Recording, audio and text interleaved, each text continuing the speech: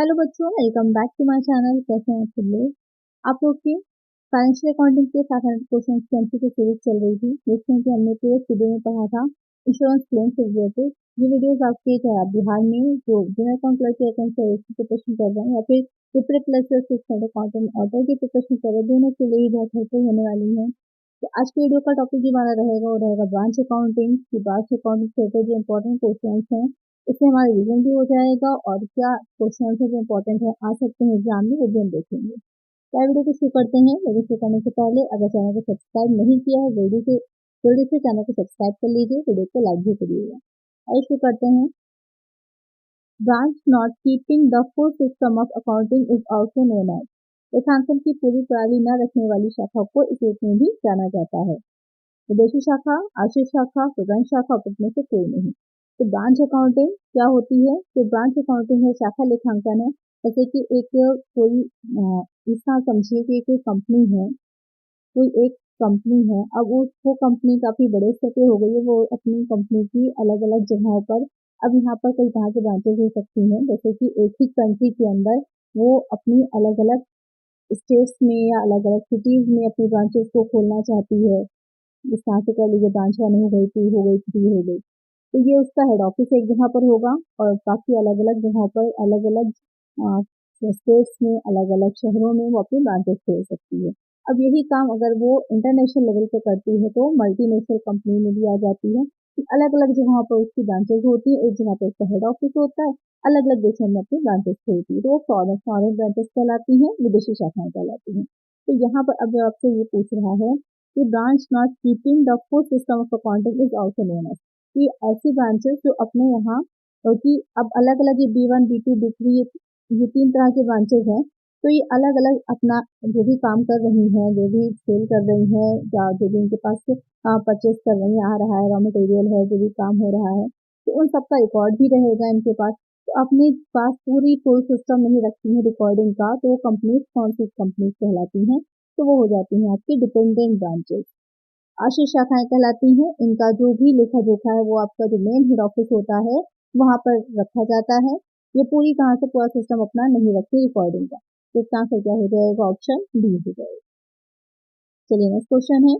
Branch keeping the full system of accounting is also known as. लेखांकन की पूरी प्रणाली रखने वाली शाखा को इस रूप में जाना जाता है। स्वतंत्र शाखा, आश्रित शाखा, विदेशी शाखा, उपयोग में से कोई नहीं। अब उसी का जस्ट अपोजिट क्वेश्चन है जो भी आपने प्रीवियस में सॉल्व किया, कि ऐसी शाखाएं जो अपना लेखा जोखा नहीं रखती हैं वो आपकी डिपेंडेंट हो जाती हैं, और जो अपना लेखा जोखा, अपना रिकॉर्डिंग, अपना फुल सिस्टम अकाउंटिंग का खुद रखती हैं वो कौन सी हो जाती है? वो इंडिपेंडेंट ब्रांच कहलाती है, स्वतंत्र शाखाएं कहलाती हैं। तो इसका आंसर क्या हो जाएगा? ऑप्शन ए हो जाएगा। नेक्स्ट क्वेश्चन है, stock and data system is popularly known as. Stock को देनदार प्रणाली को लोकप्रिय रूप में इस नाम से भी जाना जाता है। विदेशी शाखा विधियां, आश्रित विधियां, सिंथेटिक विधियां या फिर विश्लेषणात्मक। सिंथेटिक मतलब आपके विश्लेषणात्मक विधियां हैं और विश्लेषणात्मक विधियां। तो यहाँ पर आपको मैंने ये तो बता दिया है कि दो तरह से होती है, एक और आपकी जो हो जाती है डिपेंडेंट होती है, एक इंडिपेंडेंट होती है, फॉरेन ब्रांचेस होती है। तो यहाँ पर क्या है, अब वो अपने अकाउंट्स को किस तरह से रखेंगे, प्रिपेयर करते हैं, उसके मैथड्स यहाँ पे पूछे हैं आपसे कि यहाँ पर स्टॉक एंड डेटा सिस्टम जो प्रणाली अपनाई जाती है इसको और किस नाम से जाना जाता है, ये आपसे पूछ रहा है। क्या और किस नाम से जानते हैं? तो इसे एनालिटिकल मेथड कहा जाता है, विश्लेषणात्मक विधि कहा जाता है। क्या होती है इसकी डिटेल मैं आप लोग को क्लासेस की एकदम प्रोवाइड करा चुकी हूँ। आई होप आपने देखी होंगी क्लासेस की वीडियोस, अगर नहीं देखी तो जरूर से देख लीजिए, आपके सारे डाउट्स क्लियर हो जाएंगे। तो इसका आंसर क्या हो जाएगा? ऑप्शन डी हो जाएगा। चलिए नेक्स्ट क्वेश्चन लेते हैं। Branch data system is otherwise known as. शाखा देनदार प्रणाली को अन्यथा और किस नाम से जाना जाता है? एक हो गया आपका स्टॉक एंड डेटा सिस्टम और ये दूसरा हो जाता है ब्रांच डेटा सिस्टम। तो यहाँ पर दोनों में आपका डिफरेंस होता है, दोनों के मेथड या फिर रिकॉर्डिंग करने के तरीके में थोड़ा सा डिफरेंस होता है। तो ब्रांच डेटा सिस्टम को और किस नाम से जाना जाता है ये आपसे क्वेश्चन पूछ रहा है, और किस नाम से जाना जाता है उसे संश्लेषणात्मक विधि यानी कि सिंथेटिक मेथड भी कहा जाता है। तो यहाँ पर ब्रांच स्टॉक का डेटा सिस्टम आपका एनालिटिकल हो जाता है और जो ब्रांच डेटा सिस्टम है वो सिंथेटिक मेथड हो जाता है। तो दोनों को ध्यान में रखिएगा। तो इसका आंसर क्या हो जाएगा? ऑप्शन ए हो जाएगा। चलिए नेक्स्ट क्वेश्चन है। Branch account is prepare to ascertain. शाखा खाता ये पता लगाने के लिए तैयार किया जाता है, यानी कि जो ब्रांच अकाउंट है वो किस चीज को पता लगाने के लिए प्रिपेयर किया जाता है? शाखा का लाभ और हानि, व्यवसाय का वित्तीय विवरण, प्रधान कार्यालय की संपत्ति देयता है, प्रश्न में से कोई नहीं। यानी कि जो ब्रांच अकाउंट प्रिपेयर किया जाता है वो प्रॉफिट एंड लॉस होगा ब्रांच जानने के लिए, फाइनेंशियल स्टेटमेंट आपका बिजनेस को प्रिपेयर करने के लिए, asset and liability of the head office की जानने के लिए, या फिर नॉन ऑफ द। तो ब्रांच अकाउंट जो बनाया जाता है वो सीधी सी बात है ये जानने के लिए बनाया जाता है कि जो ब्रांच है वो प्रॉफिट में है या नहीं है, लॉस में जा रही है तो क्यों जा रही है, कब तक उसे चलाया जा सकता है, ये सारी चीजों को देखने के लिए आपका ब्रांच अकाउंट बनाया जाता है। तो मेनली क्या रीजन होता है, प्रॉफिट एंड लॉस जानना। तो एग्जाम से क्या हो जाएगा, ऑप्शन ए हो जाएगा। तो नेक्स्ट क्वेश्चन लेते हैं। The system in which profit and loss made by the branch are determined by preparing branch trading and profit and loss account at cost prices। प्रणाली जिसमें शाखा द्वारा अर्जित लाभ और हानि का निर्धारण लागत मूल्य पर शाखा व्यापार और लाभ और हानि खाता तैयार करके किया जाता है वह है। सिंथेटिक मेथड है, स्टॉक और डेटर मेथड है, और या फिर जो आपके अंतिम खाता विधियां हैं या फिर विश्लेषणात्मक विधियां हैं। तो क्वेश्चन यहाँ पे क्या कह रहा है कि वो प्रणाली जिसमें शाखा द्वारा जो लाभ और हानि है उसका निर्धारण लागत मूल्य पर कॉस्ट प्राइस पर रखा जाता है और जो आपको ट्रेडिंग और प्रॉफिट एंड लॉस अकाउंट को प्रिपेयर किया जाता है वो मेथड कौन सा कहलाता है, यानी कि कौन सा ऐसा मेथड है जिसमें जो हम लेते हैं चीजों को सारी वो कॉस्ट प्राइस पे लेते हैं, ये क्वेश्चन मेनली आपसे कह रहा है। तो कौन सा मेथड हो जाता है, वो हो जाता है आपका फाइनल अकाउंट्स मेथड, अंतिम खाता विधियां। तो इसका आंसर क्या हो जाएगा, ऑप्शन सी हो जाएगा। तो ये सारे मेथड्स को आपको ध्यान में रखना है, क्वेश्चन इसी तरह से बनेंगे। तो या तो एक जनरल क्वेश्चन आ जाते हैं या तो फिर इस तरह के क्वेश्चन आते हैं, दोनों को ही आपको प्रिपेयर करना है। तो इसका आंसर है ऑप्शन सी। चलिए नेक्स्ट क्वेश्चन है। The account prepared for the ascertaining the amount of gross profit earned by the branch and the stock and data system is। Stock और देनदार प्रणाली के तहत शाखा द्वारा अर्जित सकल लाभ की राशि का पता लगाने के लिए तैयार किया जाता है। शाखा संयोजन खाता, शाखा स्टॉक खाता, शाखा खाते में भेजा गया माल या फिर शाखा देनदार खाता। Branch adjustment account, branch stock account, goods sent to branch account, branch debtor account. Question क्या कह रहा है कि जो आपका स्टॉक और डेटा सिस्टम है उसमें उसके अकॉर्डिंग जो आपने ब्रांच अकाउंट प्रिपेयर किया है उससे जो आपको ग्रॉस प्रॉफिट का पता चला है तो वो कौन सा अकाउंट प्रिपेयर किया जाता है जिससे आपको पता चलता है। तो यहाँ पर वो कौन सा अकाउंट हो जाता है, वो ब्रांच एडजस्टमेंट अकाउंट कहलाता है।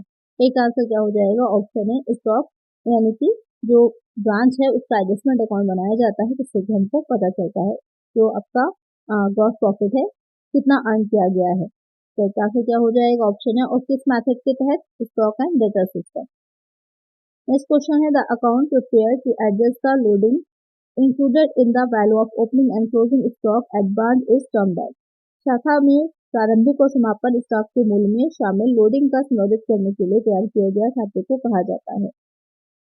Branch adjustment account, stock reserve and surplus account, goods sent to branch account, branch debtor account. तो क्वेश्चन क्या कह रहा है आपका कि शाखा में जो ब्रांच होती है उसमें ओपनिंग और क्लोजिंग स्टॉक का मूल्य जो आपका ओपनिंग और क्लोजिंग स्टॉक होता है उसके मूल्य में जो आपकी लोडिंग इंक्लूड होती है, यानी कि जितना माल भी है लोड कर दिया गया है भेजने के लिए वो इंक्लूड होता है, तो उसके लिए कौन सा अकाउंट तैयार किया जाता है, ये आपसे क्वेश्चन पूछ रहा है।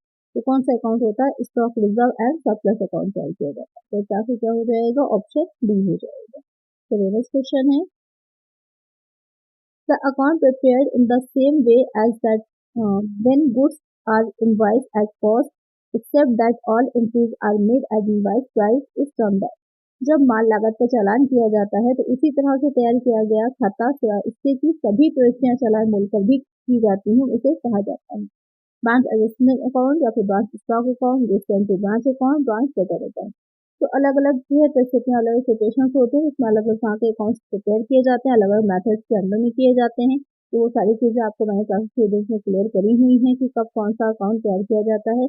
यहाँ पर जो अकाउंट प्रिपेयर किया जाएगा तो उसे ब्रांच स्टॉक अकाउंट कहा जाता है। तो इसका आंसर क्या हो जाएगा, ऑप्शन बी हो जाएगा। तो नेक्स्ट क्वेश्चन है,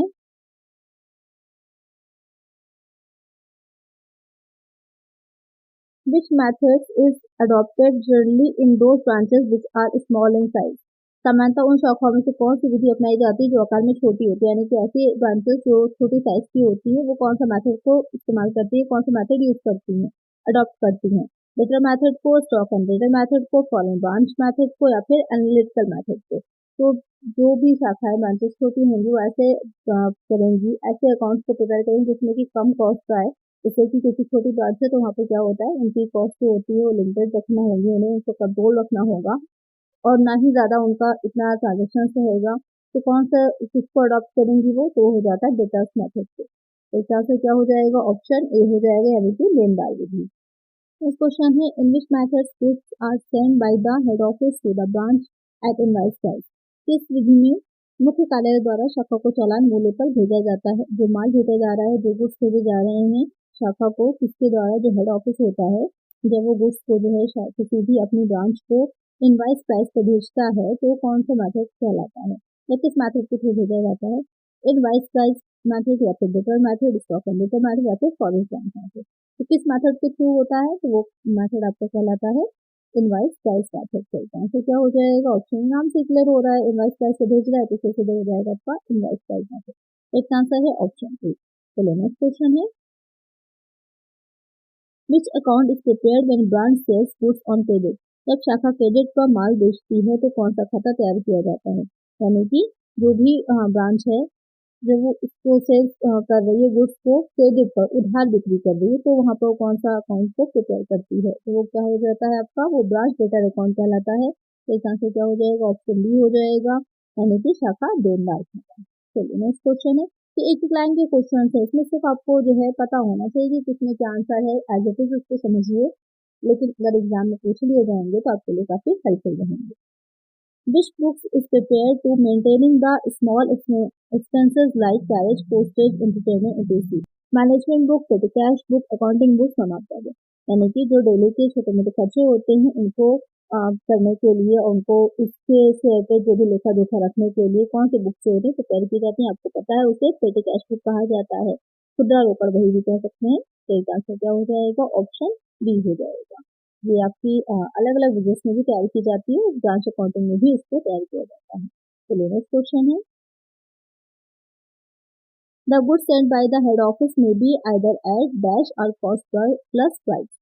मुख्य कार्यालय द्वारा भेजा गया माल या तो डैश या लागत प्लस पर हो सकता है, cost price, selling price, market price या फिर इनवॉइस प्राइस। यानी कि जो गुड्स हैं वो जो ऑफिस हेड ऑफिस जो सेंड कर रहा है तो उसको वो या तो कॉस्ट प्लस प्रॉफिट पे भेजता है या फिर इसके अलावा और कौन से प्राइस पर भेज सकता है, ये क्वेश्चन आपसे पूछ रहा है। जो अपनी अपनी ब्रांचेस को भेजता है तो वो हो जाता है या तो सिर्फ वो लागत मूल्य पर भेज देता है या फिर लागत मूल्य में लाभ जोड़कर भी भेजा जा सकता है।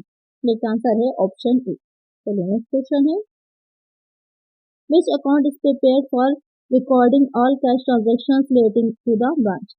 शाखा से संबंधित सभी नगद लेनदेन को रिकॉर्ड करने के लिए कौन सा खाता तैयार किया जाता है, goods sent to branch account, branch debtor account, branch cash account, none of the above. This account is prepared for recording all cash transactions rating, यानी कि जितने भी कैश ट्रांजेक्शन किए जा रहे हैं ब्रांच के द्वारा, उसके लिए कौन सा अकाउंट प्रिपेयर करेगी या किस अकाउंट में इसको दिखाया जाता है, ये दो तरह से समझ सकते हैं। तो यहाँ पर कौन सा अकाउंट में होता है, वो ब्रांच कैश अकाउंट हो जाता है। तो इसका आंसर हो जाएगा ऑप्शन सी। जितने भी अकाउंट से क्वेश्चन बन सकते थे मैंने सारे इंक्लूड कर दिए हैं, जिससे कि आपको कोई भी क्वेश्चन पूछेगा तो आंसर आपको अच्छे से पहले से पता होगा। इसको अच्छे से प्रैक्टिस कर लीजिए, समझ लीजिए कौन सा अकाउंट किस लिए यूज होता है, यहाँ पर आपको इजी होगा। चलिए नेक्स्ट क्वेश्चन लेते हैं, under branch account data system the depreciation of an asset is dash.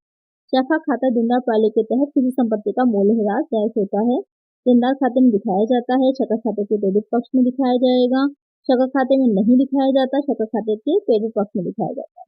तो ब्रांच अकाउंट डेटा सिस्टम है, वहां पर डिप्रिसिएशन जो चार्ज किया गया है एसेट पर उसको किस तरह से ट्रीट किया जाएगा। डेटर अकाउंट से हम शो करते हैं, shown in debit side of branch account या फिर not shown in branch account, shown in credit side of branch account. तो उसे किस तरह से ट्रीट किया जाता है, तो यहाँ पर इसको किस तरह से ट्रीट करेंगे, not shown in branch account, उसे हम शाखा खाते में नहीं दिखाते हैं। यानी कि अगर देनदार प्रणाली होती है तो वहां पर लोग किसी एसेट पर अगर डिप्रिसिएशन चार्ज किया जाएगा तो उसे जो ब्रांच अकाउंट है उसमें नहीं दिखाया जाता है। तो इसका आंसर क्या हो जाएगा, ऑप्शन सी। जो हेड ऑफिस में अकाउंट बनाए जाते हैं तो वहां दिखाया जाता है। चलिए नेक्स्ट क्वेश्चन है, the difference between goods send by head office and received by the branch is known as. मुख्य कार्यालय द्वारा भेजे गए माल और शाखा द्वारा प्राप्त माल के बीच के अंतर को कहा जाता है, यानी कि हेड ऑफिस ने जितना माल सेंड किया है और शाखा को जितना मिला है उसके बीच में अगर डिफरेंस आ रहा है तो वो डिफरेंस क्या कहलाता है, goods in transit, goods in godown, goods in production, none of the above. यानी कि माल जो है वो मार्ग में है, या फिर गोदाम में माल है, उत्पादन में माल है, कुछ में से कोई नहीं। जैसे गुड्स इन ट्रांजिट बोला जाता है, मार्ग में माल कहा जाता है। तो यहाँ से क्या हो जाएगा, ऑप्शन ए हो जाएगा। चलिए नेक्स्ट क्वेश्चन है, difference between network at the beginning of the year and at the end of the year represents। वर्ष की शुरुआत और वर्ष के अंत में निवल मूल्य के बीच में अगर कोई अंतर आ रहा है, अंतर दर्शा रहा है, तो क्या हो जाएगा, पूंजी शेष, नगद शेष, पासबुक बैलेंस या फिर लाभ या हानि, capital balance, cash balance, passbook balance, profit और लॉस। क्वेश्चन क्या कह रहा है कि वर्ष की स्टार्टिंग में बिगिनिंग ऑफ द ईयर और एंड ऑफ द ईयर दोनों के बीच में जो नेटवर्क है अगर उसमें डिफरेंस आ रहा है, अलग अलग दिखा रही है, तो क्या रीजन होता है, तो क्या रीजन होता है इसके पीछे, प्रॉफिट और लॉस, लाभ या हानि का रीजन होता है। तो इस यहाँ से क्या हो जाएगा, ऑप्शन डी हो जाएगा कि कितना प्रॉफिट बीच में हुआ है, अगर बढ़ गया है तो प्रॉफिट हुआ है, कम हो गया है तो लॉस हुआ है। यहाँ पे तो आंसर क्या होगा, ऑप्शन डी हो जाएगा। चलिए नेक्स्ट क्वेश्चन है, A statement of affair is just like a dash। मामलों का विवरण एक डैश की तरह है। Balance sheet, profit and loss account, cash account, none of the above. यानी कि जो स्टेटमेंट ऑफ अफेयर है और उसे क्या कहा जाता है, तो इसका आंसर आप सभी बच्चे मुझे कमेंट करेंगे कि इसको किस नाम से जाना जाता है। बैलेंस शीट कहते हैं, प्रॉफिट एंड लॉस अकाउंट कहते हैं, कैश अकाउंट कहते हैं, या फिर हो सकता है कुछ भी नहीं तो फिर नन ऑफ द अबव होगा कि कुछ और भी बोला जा सकता है।